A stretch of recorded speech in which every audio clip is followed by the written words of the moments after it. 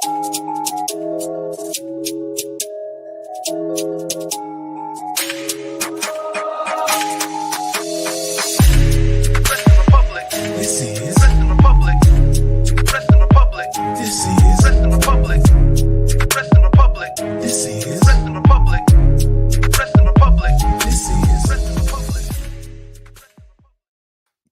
is going on, everybody? We are back once again with another edition of Wrestling Republic's daily broadcast. I'm Clark Taylor. Hope you're having a great Sunday. It's October the 6th, fresh off of Bad Blood. Gotta love that. I don't know if there's a such thing as good blood, but last night we had Bad Blood and I dug it. Every bit of it. It was a great show. Hot start, hot finish, some funk in the middle, but we'll get to that. I have got a 4-person crew for the first time in ages. I love it. We're breaking rules here at Wrestling Republic, and everyone knows I'm a rule breaker. First and foremost, I'm going to toss this out to the Tuesday Night Delight on a Sunday, all the way from the DMV. What's good, Shadi? Now we got Bad Blood. It's good, man. I'm chilling, bro. Second show for me today on a Sunday. Shameless plug. After you're done watching this, chill a little bit and then come back at 5 p.m. Eastern time for Sunday night spotlight. Myself and Drizzy had a great conversation, so I think it's one episode y'all would definitely want to watch. But I'm here, baby, ready to talk about Bad Blood. Let's get it. I assure you it's worth the watch, and I haven't seen it yet, but trust me, I know it's worth the watch. Check it out. Up next, can't go without mentioning, of course, Mr. Head of Opinions out in Philadelphia, getting ready for a Red October. Anthony, what's good? Happy Sunday. I'm hoping it's not a short one. No, yeah. I mean, last night we had one of the historic pay-per-views come back, Bad Blood, on the anniversary of the first one with an unbelievable Hell in a Cell, which we'll get into, and the rest of the card. So let's have some fun. Let's talk about it. I love it, Anthony. Absolutely. And I'm hoping it's not a short October either. I hear you there. But we can't start the show without back once again. We've got Ignacio on a Sunday. Happy Sunday. The king of controversy. What's good, Ignacio? Doing pretty good. Happy Sunday. The main event is here. And, Clark, I didn't take you for a ask for forgiveness instead of permission kind of guy because we're breaking the rules today. So, but here we go, right? It happens. Sometimes you got to break a rule or two, right? Yeah. I mean, it is what it is. The king of controversy is a fire moniker, by the way. That's a fire nickname. I've been working on my monikers, and honestly, I hadn't actually thought of that one, and I didn't really know where I was going, and that one presented itself. Like it just happened. I got to be honest. Like I didn't. That was not pre-planned. It just rolled off the tongue. Like it just happened. I got completely on accident. Speaking of things that were not accidents, last night CM Punk and Drew McIntyre inside of Hell in a Cell, the Devil's Playground. War. That was a war. That wasn't a match. That was a war. Did not have a bead spot on my bingo card, but we got a bead spot. I thought they were Legos at first. I was so confused, but they would be just as equally hurty. And I think it was also that Claymore on the lip of the steps, the missed Claymore onto the lip of the steps. I thought he was dead. Like, I thought he broke his back. Like, what? That was maybe the most painful spot I've ever seen. Unbelievable match. I love the creativity when it came to the finish for CM Punk with wrapping the chain around the knee for the go to sleep. Just cool stuff all around. I mean, there's so many matches we can talk about this year for match of the year, but I don't know how you don't have this one in there, at least in the top 5. And I don't think I'm stretching too much when I say that. Shad, I'm going to go to you first. What do you think about that? You think, am I reaching on maybe match of the year? No, you're not reaching on that, bro, at all. I said that last night watching it. I was like, oh, The year is definitely not done yet because we have to consider this in the match of the year candidate. And you got to put everything in perspective when it comes to that as well. This has been a blood feud, and we got blood, so it makes it good. We got blood on Bad Blood, which is always good to see, all jokes aside. But I think it's one of those situations where, man, it's one of those cases where, like, I just love the intensity, the style of match, it being Hell in a Cell, them starting off the night and just raising the bar of what needed to be done for everybody else. And honestly, besides maybe the main event we'll talk about, it was hard to touch that, man. That match was great. So many incredible spots, so many false finishes, so many, innovative moves with the toolbox and weapons. Like you said, CM Punk hitting the GTS with the steel chain on his knee, the spot on the steel steps. Like, everything was just clicking in this match, and it just got better as long as the match continued to go. And I really think they put it all on the line, and they delivered. This was arguably one of Punk's best matches in the last few years. This may be his best match since the MJF dog collar match. This is his best match in WWE without a shadow of a doubt. And it is what we needed. I tip my hat off to both of these guys. They made us as fans invested into this storyline. And it's one of those situations where Punk returned. The whole nod was, okay, we're going to get Punk and Seth, and that's kind of what we need. Well, Drew came through the situation, and he made an incredible feud with him. And, if this is the last hurrah for them, which I think it is, I am happy. All the matches we had prior to it were good, but this match was absolutely amazing, and it's definitely going to be one I'm going to have to talk about match of the year when I make my little ballot for Wrestling Republic. For sure. And it's interesting. We got a comment over here on Instagram from Gareth McKinstry, which should have been the main event. And there's been a lot of talk about that, Shad, right? Like, card placement and it going first. And the way I look at it too, logically speaking, obviously the UFC had an event last night as well. That's why we had the early start time. So if you're gonna get the viewers to show up early to be there for the entire card, you might as well open with a great one. But I would agree it was nearly impossible to follow. And I do think it took a little bit out of the mid card till it heated back up, obviously, in that main event later. But that's neither here nor there. I'm not totally sure how you could solve that, because I don't know if you open with that tag match, obviously the Rock moment doesn't happen. And so I don't know where you're going there. That's a tough conversation when it comes to that. I thought it was fine looking at the match individually. If you look at the rest of the card, I do think it hurt the matches that had to follow it in some ways, because it was art. It was impossible to follow. Right? Like, some of those, we haven't seen that much blood in WWE in a long time. And I'm like, I don't want to recklessly speculate about blading and whatnot, but some of those with the wrench looked like hard way. Like old school nasty. Like, I haven't seen that in the WWE in, I would say, a decade plus, where I was like, did they just hard way with a wrench? That's violent for WWE programming. But I enjoyed it thoroughly because everything made sense.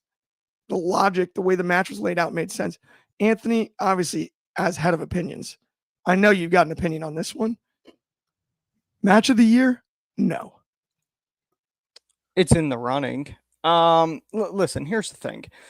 The Hell in a Cell match used to be, when it started, as this is the ultimate blow-off. This rivalry is so heated that there's no other match that can be done to solve this issue. Before it became a gimmick and a fun thing, nothing annoyed me more last night than Michael Cole going, it's the 58th Hell in a Cell match. No, that's because it was cheapened and became a theme pay-per-view, and people just got thrown in the cell because it was October. That last night was a true, genuine Hell in a Cell match. The story dictated the need for the match. And that's when you're at your best. Storytelling's the lifeblood of this business. Yeah, it started as a fun little, Drew didn't like Punk and the bracelet and all that other stuff. But, they made you care about the story. There was the genuine hatred between the two men. It was violent. This is a match that at one time was called, when you're in this match, it takes years off of your career. We saw what it did to Mick Foley. There's no way that didn't take years off of his career. Did it take years off of Shawn Michaels' career? I'm sure it didn't help the first go around, before he came back from the back injury. But, it's a match designed for that. And it was violent, which it was supposed to be. You needed blood in this match. There are too many times where they've done matches during the, very much PG era where you're like, you can't have a Hell in a Cell match without blood. It's needed. Watching it, I felt very much, and I could be wrong, I thought they were busted open hard way.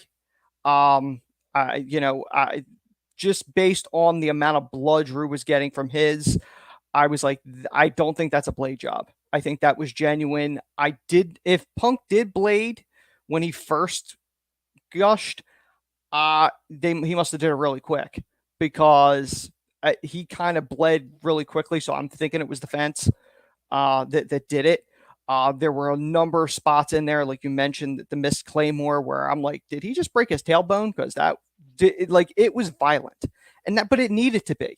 And it was quality storytelling. Like, to me, and I'm not comparing this, but I sort of am. When I look at that match and I look at what Swerve Hangman did, I felt this had more storytelling. This was violence, but it made sense. There was callbacks, obviously the bracelet. There were, they could have went tax. They didn't go tax. They went the beads, which the only thing that I wish they would have done, the only thing, is when Punk forced the beads down Drew's throat. I was kind of hoping when he did the GTS, Drew would have spit out some beads. That was the only thing that I thought. That's a great call. That's hilarious. I thought that was the only other thing that I would have added to that. But other than that they painted a masterpiece in that ring. And the only reason that was not the main event was because of the Rock thing. It's a shame, but there was no chance any other match on that card, including the tag match, could truly follow that. That is a great point too. And that's why they had to be so spread out, right? There's no way they could have been near each other on that card. I'm pretty sure I may have said this to you, Clark, privately, maybe. When I think you asked me whether or not this was going to main event, I said, I think it should, but I knew those two would be the bookends. Whatever were open, the other one was going to close. I also think it's interesting because of the UFC factor, because the card was earlier. I think that's part of the reason to make sure everyone shows up for that first match. That might have been part. I really think it was The Rock. I think The Rock is really what forced their hand. But it's smart booking in a sense, right? Like, obviously we're gonna talk about the middle portion, but like, you start off that hot and you end off that hot. You start off feeling amazing and you end up super satisfied. That's just the psychology of it. Listen, you're not going to do Priest Balor open and Punk Drew in the middle. You're not going to do that. So it had to be bookend one way or another.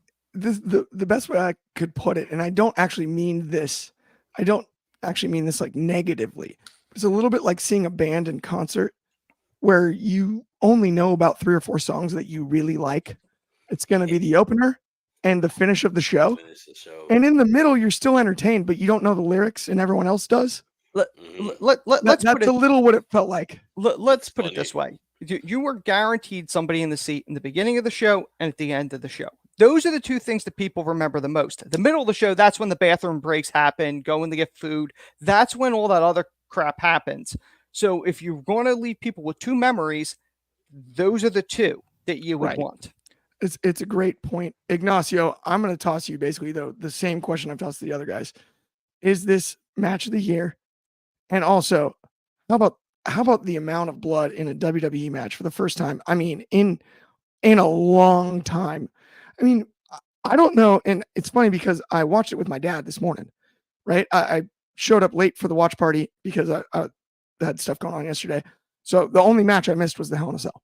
I watched it with my dad this morning, and he looked up. He goes, "I've never seen the referee take out a towel to wipe the guys' faces off in the middle of a match." And he goes, "And it's not taken away from the match." And I was like, "Dad, I'm going to bring that up today because it's a great point. I've never seen it either, man." Like, but I actually think it even like lent to the match. Like he was so like, these guys have blood in their eyes. Like, and I gotta, right? Like on the ref, obviously it's no DQ here.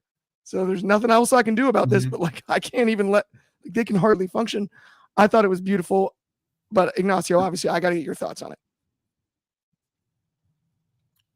Yeah, it's definitely been a while. But ever since that they've been with or Endeavor's taking over, they've been a little bit more I guess open to doing that. And now that they're going to at least on Raw, now that they're going to Netflix, you might see a little bit more of a little bit more realism put into the product, like blood and so forth, but mostly probably going to be on pay-per-view. And we don't know if how they going to be distributing the PLEs now. Is it going to be through Netflix, or is it going to be still through Peacock, or anybody know that? In the States, it's still Peacock till at least the beginning of 26. Internationally, it's Netflix. Okay. Well, I think the feud called for it.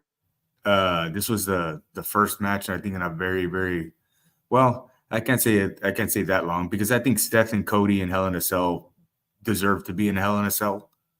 But other than that, there had been a very, very long time where I think the match actually merited the Hell in a Cell match, the gimmick, and it seemed like Punk's made a name for himself, kind of like reviving old school.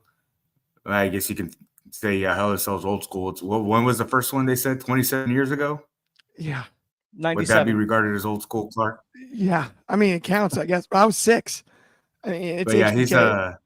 he's been good at reviving all these old school matches, like the dog collar match with MJF, like the strap match with Drew. He's the Hell in a Cell match, and the way that he helps I don't want to say book them, but structure them, I guess, because he has a hand in producing the matches, I assume. For sure. So yeah, he's made a name for himself reviving all these old school matches, and it was very good. If it's match of the year, it's going to be up there.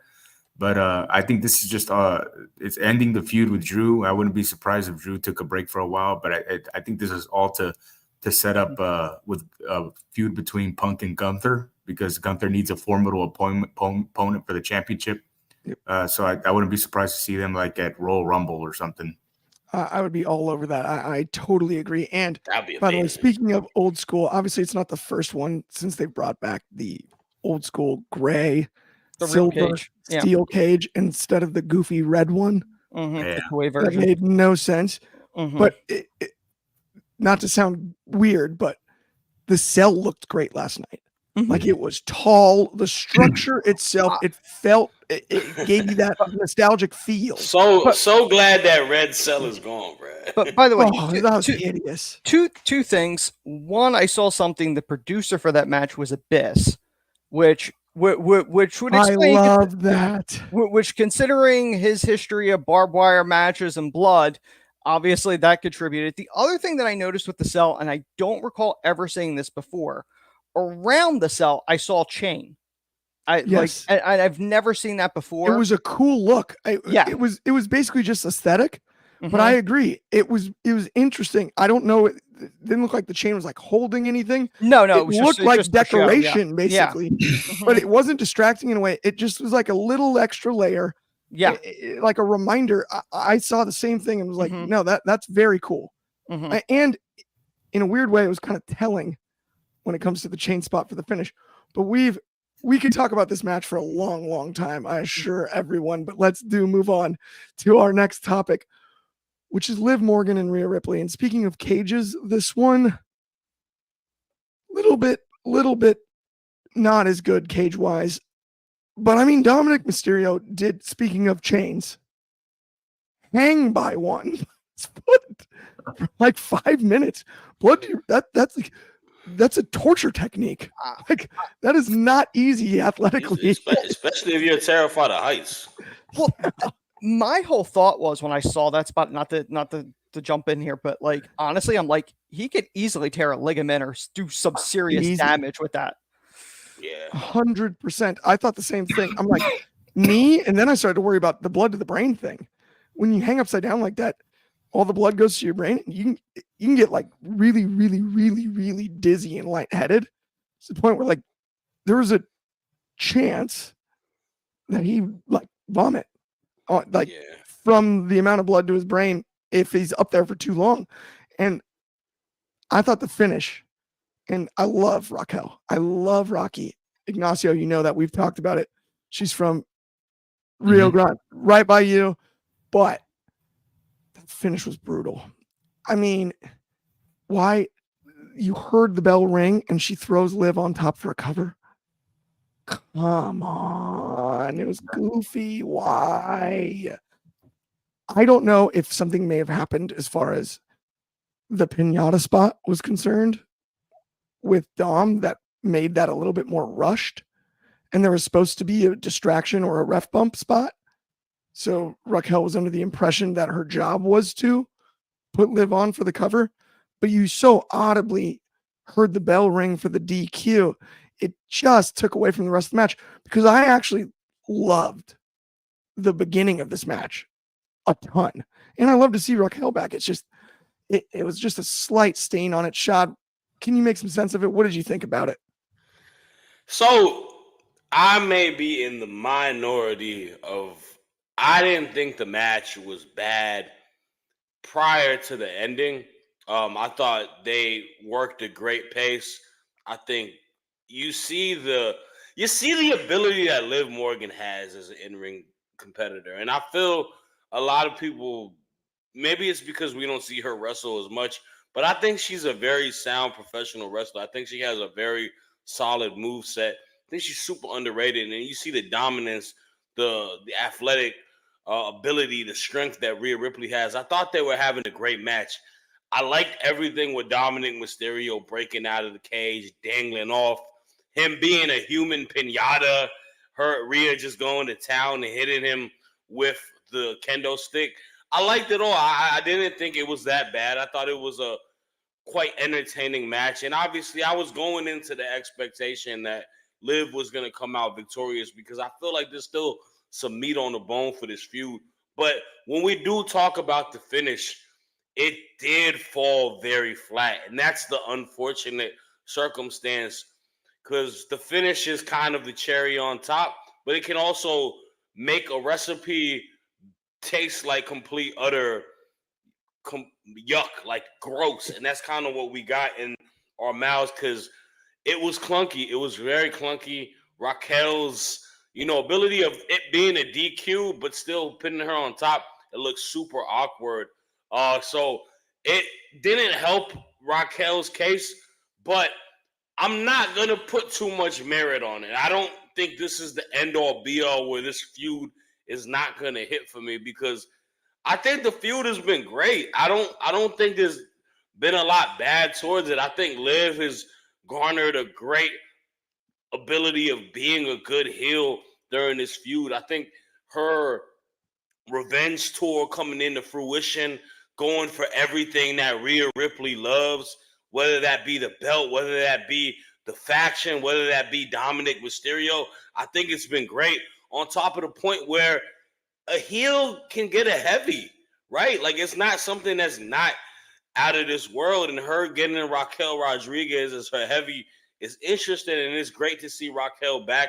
I think there's going to be a level of course correction where we can wrinkle out what happened yesterday and, get the ball rolling on this feud. But, the match overall, it didn't hit because of the ending for me. So I think that's a great call too, though, Shad, is like, it's not game over. It's not the end of the world.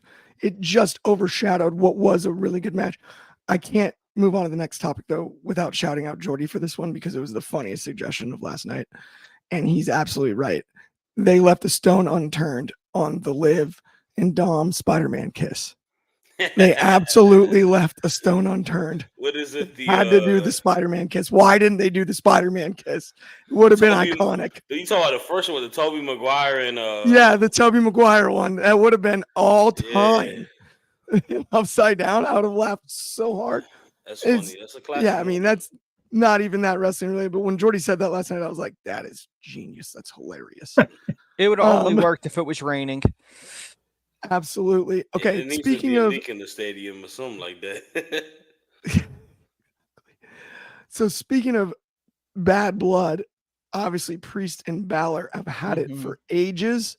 I thought this was a little overshadowed by the rest of the card because it's supposed to be the big blow off. Anthony, what were your thoughts on it? And do you think they really had a chance, given what we saw in the beginning and the end of the show, to do something as a full blow off? Like to me, I don't want to overly complain because I love both Finn and Priest so much as competitors. But it just felt like, I don't want to say a Raw match. That sounds so bad. But like, not that Raw's bad, but just, you know what I mean? Like, it didn't feel like the big blow off at Bad Blood for two guys that dislike each other arguably as much as Punk and Drew, right? I don't know, Anthony, can you make some sense of it for me? Yeah, I really like both guys, but I'll be perfectly honest. I didn't care about this match going in. You know, it's a shame because Balor really he lost that spark. You know, when he went into NXT, he was the hot, you know, future talent. You know, he went to the main roster. Things didn't really pan out. Went back to NXT, got rebuilt again. I don't know if he could recapture what he had. You know, I had a bad feeling going into this match. Whoever advised Finn on the mask to go out, the black with the white stripe, that actually looked worse than anything Seth's worn. It was all right. It was an okay match, but it was not a match that I would pay money to see. And I like both guys. It's, you know, I don't think you're insulting it saying it's a Raw match. That could have been on Raw. I would have much rather seen that on Raw than Gunther Sammy. I would have given Gunther Sammy the pay-per-view spot over that match. Now, granted, obviously they did the spot with Goldberg, which, you know, I guess Hunter's mending more fences, which is fine. You know, I'm guessing, you know, DDP said that he signed a Legends deal after last night's show. Maybe Goldberg's in 2K25. I don't know. But, you know, it was what it was. I'm hoping it's the end of it. I don't know what you do with Balor going forward, though. To be perfectly honest, I don't know if he is too damaged in the perception of, he's a goof, he's a lackey, and not a serious guy. Like, to me, I take him off TV for a while. The Judgment Day thing has kind of served its purpose. Do not go street trash with the name. I know you released merch. Stop. I would take him off. Let him reinvent himself. Let him come back with a new look, more serious in the Rumble. Away from this, you know, the Carlito run-in, like, this was not. I don't care. Damian needs to go on. Damian needs to focus on the solo career, and Balor, he needs a fresh start. He's got to get away from this. I don't know if you could rebuild. I'm not saying he's in a bad spot, but like, this was a guy that, you know, I always laugh when Michael Cole throws out the statistic. The first Universal Champion that had to relinquish the title within 24 hours. Calm down. Like, it's not the same thing as he was holding it for 6 months. Yeah. He had it for half of a day. Man, yes. Michael Cole is not on Anthony's good. Listen, listen. Well, listen. Okay, Michael Cole's major violation is he's a Mets fan. So I'm sorry. As much as I love he's Michael in Cole, trouble for that. No, that's understandable. That's valid. And he took a cheap shot last night. So yeah, he did. He took it real. I saw it. Low hanging fruit. I love it. Let's go. 100%. Okay. Speaking of let's go, let's talk about something that you guys should take very seriously, and that's Demand Progress Plus. You're going to want to use this code, Watch Progress 1. You're you're going to get 50% off your first month on demand Progress Plus, home of Progress, Defy, and other promotions. The entire library. You get every live show. If you like wrestling, you can watch this show during the day. Then you check out Spotlight. Then maybe you check out Sold Separately. Then you head over to Demand Progress Plus, use the code WatchProgress1, and you watch a library full of some of the best wrestling you've ever seen in your life. It's a no-brainer. And 50% off? Who in the world would that hurt? Why not head over there right after you get done watching us? Not yet. Not yet. Trust me, we're not done. We've got more topics. And speaking of topics, we've got a women's championship match. We've got Nia Jax, Queen Nia Jax, no less, versus Bayley. She retains. But the waters are getting muddy with her and Tiffy. The Swanton Bomb. The waters are getting muddy. It's getting tense in here. There's things to think about these days. Nia Jax gets the win. I think she's on the run of her career. It's unbelievable. But I loved Stratton's role in it, and Bayley did a great job.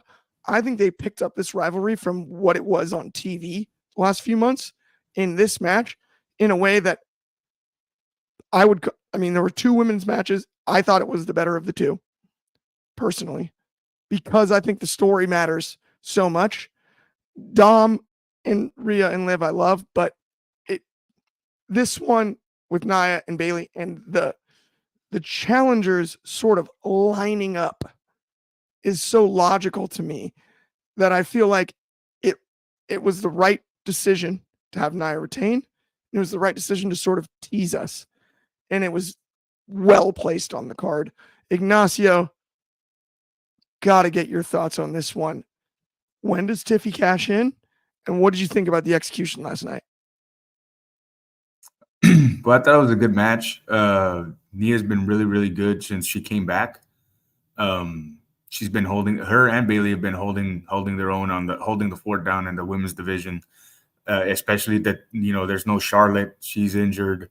Becky's maybe taking a break. Maybe she won't come back. Maybe she will. Sasha's in AEW. So, the last rider of the Four Horsewomen standing alone, and she's done pretty good holding down the fort. Talking about Bayley. And Nia's done tremendous. It was a good match. There was a couple of missteps, here and there, but it was pretty solid.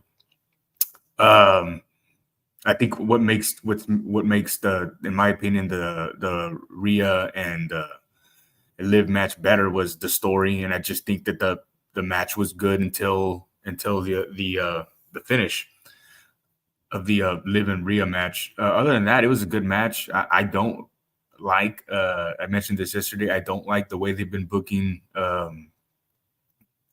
Tiffany.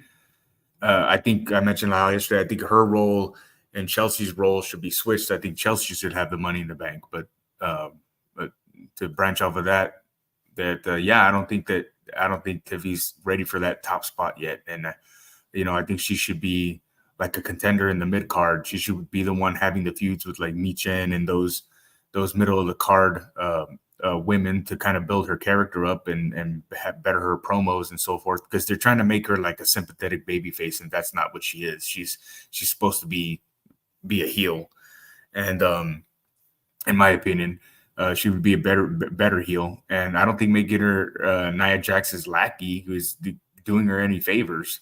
I don't think she's ready. I don't think she's going to be ready within the next year, which is, in storyline, that's how long you have to cash in the Money in the Bank. And I just don't think she's ready for that spot yet. An unpopular opinion or what have you, but because she came from NXT with some fanfare, and I think it was a knee-jerk reaction to give her the briefcase. And I just don't think she's ready. You breaking my heart, bro. You I breaking know my Sean heart. got stuff to say about that because he's the biggest Tiffy fan. The Tiffy slant. We're not gonna talk about it. We got a whole. Well, here's what I'll say, Ignacio. I hear you too on the feuding thing, because I look at it this way. I think Tiffany Stratton's awesome. I mean, her gymnastics background, she's as good of an athlete as anybody on the roster. She can do things other women can't do, and it's that simple. And she's got the charisma as well. but you are right about she's not a babyface, not in any way. And I think, look, I'll add this that I mentioned yesterday. Like, I don't like the Money in the Bank concept to begin with, but I think like when it comes to money, as good a job though as anybody carrying the briefcase in recent years. Well, this is the thing: is that I think the Money in the Bank, like to me, it's only good when the cowardly heel has the briefcase. Like, for example, like I'll give like Dominic Mysterio. If Dominic Mysterio had the briefcase, it would make sense because it's like the only way this guy can be champion is to have the briefcase. Yeah, you know what I mean? Like when Big E did it with Bobby Lashley or whoever, it just doesn't make any sense. By the way, if I'm remembering correctly, the first Money in the Bank cash-in ever, Edge, didn't he lose to Ric Flair? No, he didn't lose the world title. No, he lost his match on the beginning of the card, I think, to Ric Flair. Oh, before he cashed in on Cena after the Chamber. The cowardly heel, to your point. And then you know, then they haven't booked her very well. She's been losing. Like, she lost to Naomi on Friday Night SmackDown, and then Nia Jax is bullying her around, picking on her and stuff. So it's interesting. But Nia's been such a good monster heel. I like the pairing. It's entertaining. Mm-hmm. That's the one thing I will say positive. Like, you know what I mean? Not that I disagree with you, because I do believe Tiffany, she's not a monster heel, but a cowardly heel she'd be great at. Mm-hmm. Mm-hmm. Even she's a dominant presence stature wise though, man. There's not a lot of women on the main roster who athletically, strength wise can do, besides like maybe Jade, Bianca, Rhea Ripley. Ain't nobody really touching her on that. The same gig with Edge, right? He could do all that stuff. He's, you know, the hardcore run with Foley and One Night Stand and all of that. He's still a presence, a dominating presence. But at the end of the day, he's going to take every shortcut possible. Yeah. And I think that was part of the brilliance. And that was part of what made the briefcase fun at that time. I think Tiffany needs to get somewhere like that somehow. Yeah. Right. I don't know. They put her in that position with her role that you can't go back and rebook, right? But I mean, they can try to fix it by rebooking the briefcase and her, you know, her interactions with Nia. But I mean, I just think it was the wrong way to go. But they're already there, so you have a very interesting opportunity at Crown Jewel, because they're going to have Nia against, in theory, Liv. So you have a very interesting moment if Tiffany comes down, because which one does she cash in on? Who does she cash in on? That's a pretty dope concept to think about. Especially if she cashes in on Nia. Because then Nia goes, you had an opportunity to cash on either one of us, and you cashed in on me? Yeah. Me? You know what I thought of yesterday? To that point on Busted Open, Tiffany Stratton said, there's another women's world title over on Raw. I could show up on Monday. Mm-hmm. Yeah, you know what I thought of? Kind of crazy yesterday. I don't know how it would work, but I don't know. It was just like a random thought. Like, you know, have both women's champions come out like to watch the women's Royal Rumble. And then have her cash in during the Royal Rumble, like the Royal Rumble match. Oh, that would be gnarly. Too. That would be gnarly. I don't know how it would work, but you know. Oh, think about that. Like, how about like whoever the champion that she's cashing in on is exhausted and eliminates the two people that they're wrestling. There's that little bit of time between the next entrant. Tiffany runs down. You think she's the entrance, cashes in, goes for a pinfall, brings a ref. Then you hit the countdown clock, send down the next person. And do they try to break up the pinfall? No. Whoever it is, because that's the next challenger. And they want Tiffany to beat whoever has the title. You could do something really special with that, Ignacio. That's a really good idea. Well, in all fairness, she wouldn't even have to bring down a ref, because there's multiple refs down there during the Rumble. Oh, yeah, Rumble, you have the refs around ringside. Mm-hmm. No, the idea of grabbing one, like by the collar, pulling him in the ring. She wouldn't have to come down. Yeah, you have the champion exhausted, go for the cover, the countdown clock hits, whoever's coming out next, and you have that like, oh, they're gonna break up the pin. They don't. Mm-hmm. Tiffany walks out with the belt, and then you finish the Rumble match. Mm-hmm. And either whoever walks down next wins or whoever gets pinned wins. Yeah. Either works, right? Yeah. Like that's It can be like Becky brilliant. Lynch. Becky Lynch is a surprise entrant coming back, coming Yup. in, whatever. Yeah. It'd be absolutely wild. If, I'm all over that. That's a great idea. If they actually wanted to do this, and I don't mean to drag this out, but one quick You're thing. good. If We're they already wanted- going overtime. if- We if broke they- enough rules today. We're going to break one more. If they wanted to do this, if Nia was that gutsy to do this, saying, I'm going to defend the women's title in the Rumble. So in theory, she's defending against 30. Tiffy's 31. She thinks she's done. She thinks she won the Rumble. That'd be kind of funny. That'd be kind of funny too. I mean, there's so many avenues. Somebody send this to Triple H, right? Yeah, seriously. Trips, if you're listening, Mm-hmm. steal it, but just make sure you give us credit after the fact. Mm-hmm. Also, I do have to apologize, Ben. We are going to go overtime because we're just now on the final topic. And if you're going to blame anybody, it's not me. It's The Rock's fault. It's the final It's The Rock. boss. Blame So to The Rock.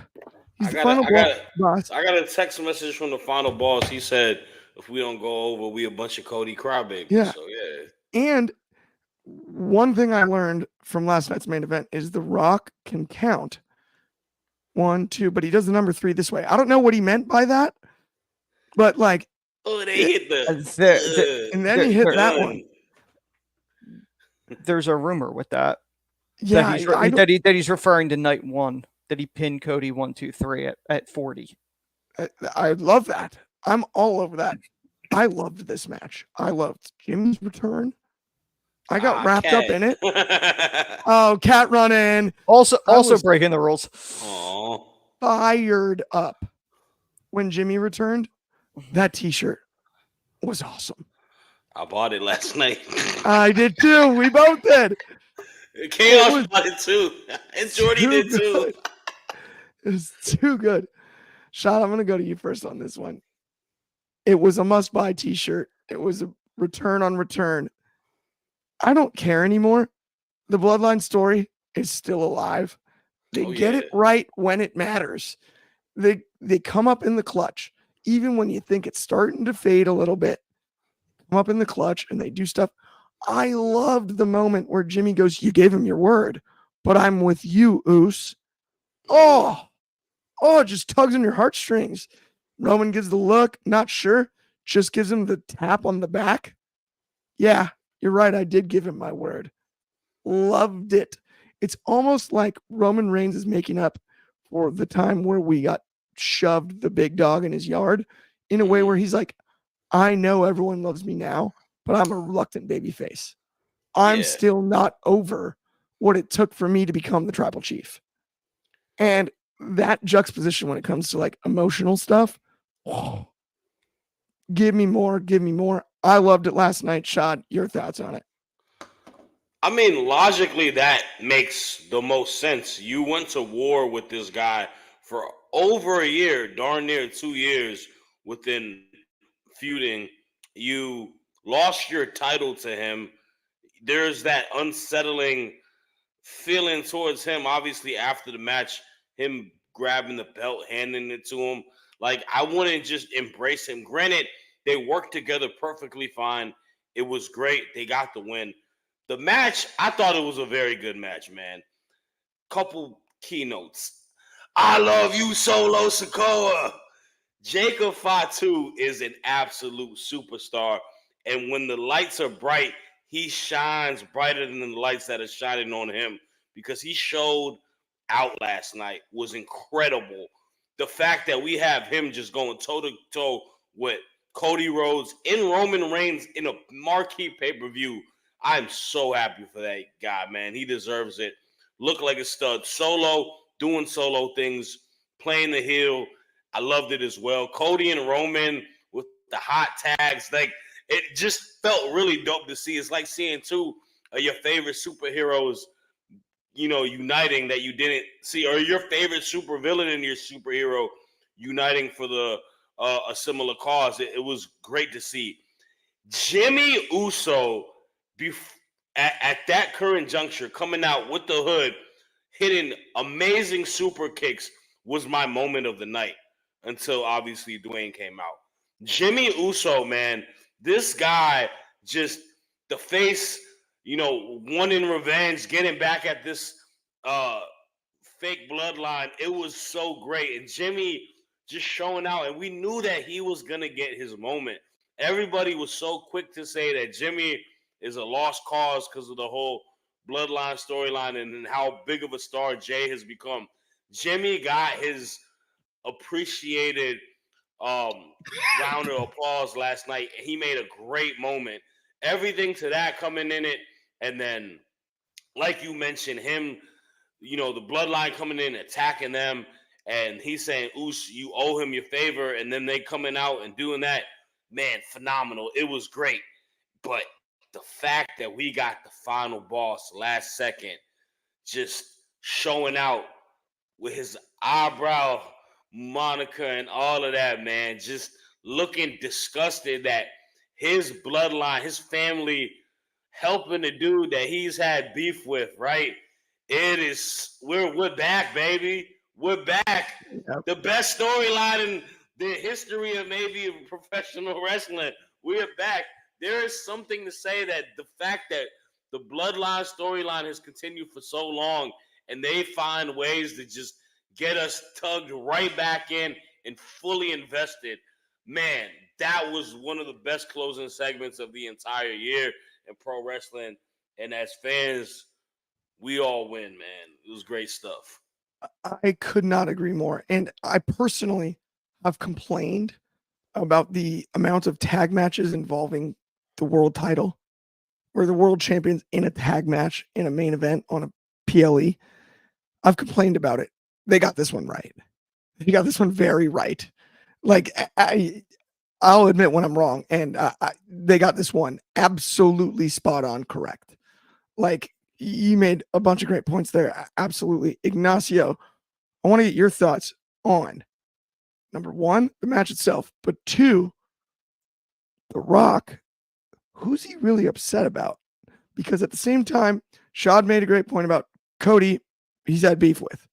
He tagged with Roman this calendar year, right? Mm-hmm. The bloodline splinters.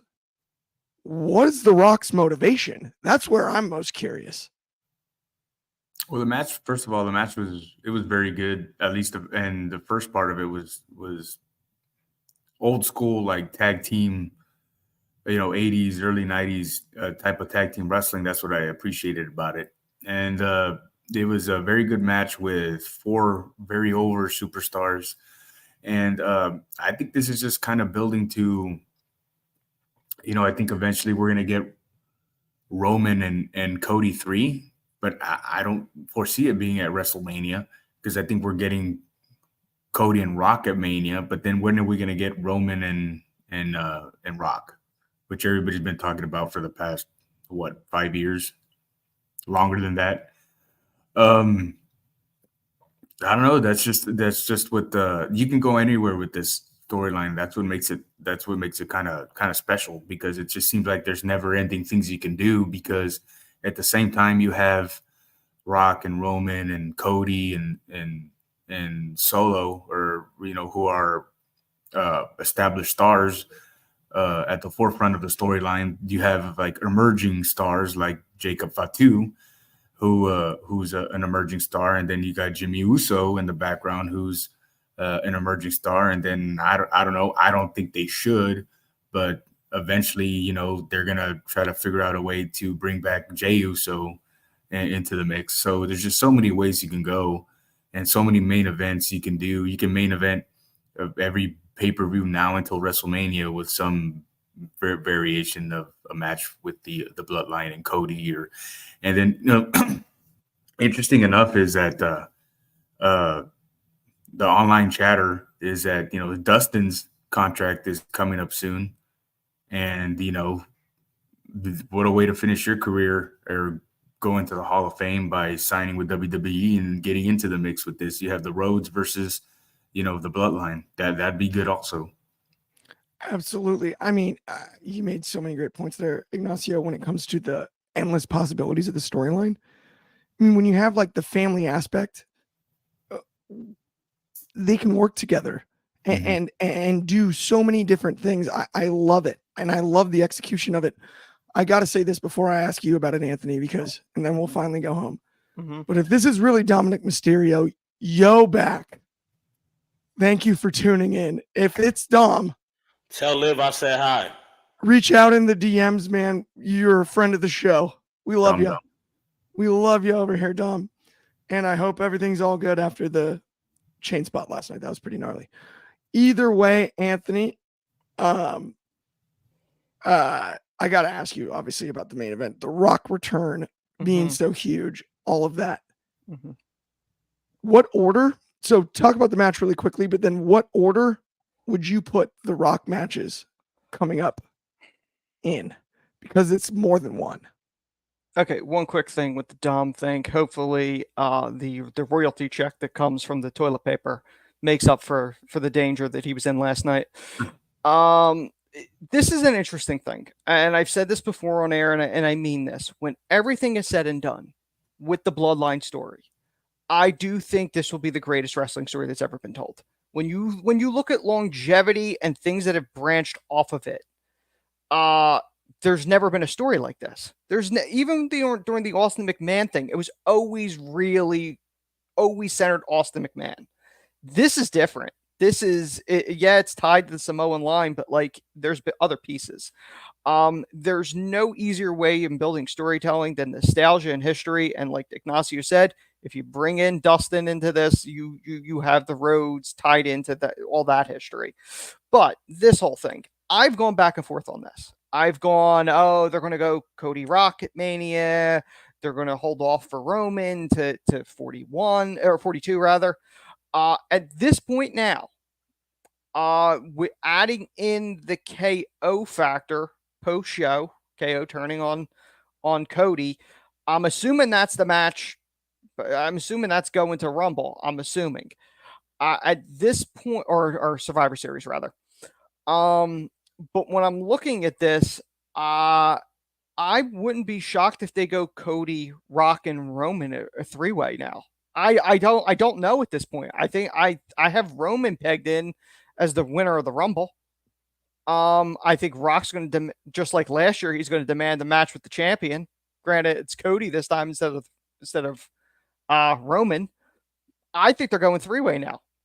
I thought they might possibly hold off on OG Bloodline against New Bloodline to possibly 25, but now I'm thinking it's back on for this year. Yeah. I think ultimately it's going to get revealed that The Rock is behind Solo. I mean, as far as the tag match, because obviously I want to touch on that before we end this. This featured 3 stars and Solo. These are I gotta be honest, but keep going. Sorry. Roman is box office. Cody, box office. Jacob Fatu, a rarity, a Brock Lesnar type talent where the sky's the limit for this guy. So Solo was going to take the loss. And I not a knock against Solo, but all seriousness, you're in there with 3 megastars. You're not that star.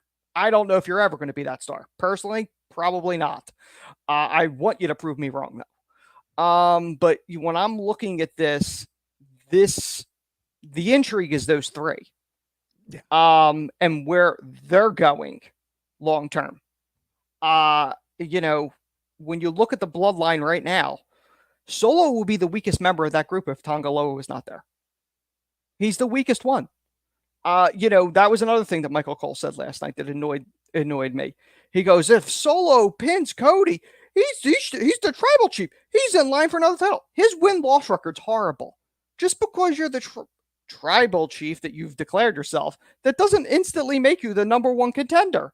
Stop. How many losses has this man had? He doesn't automatically get a title shot because he beat Cody. You're so right on that. You're so right. So that's my thoughts on this. No, you're spot on because, and it's Michael funny. Cole watches this shit. I hope he does.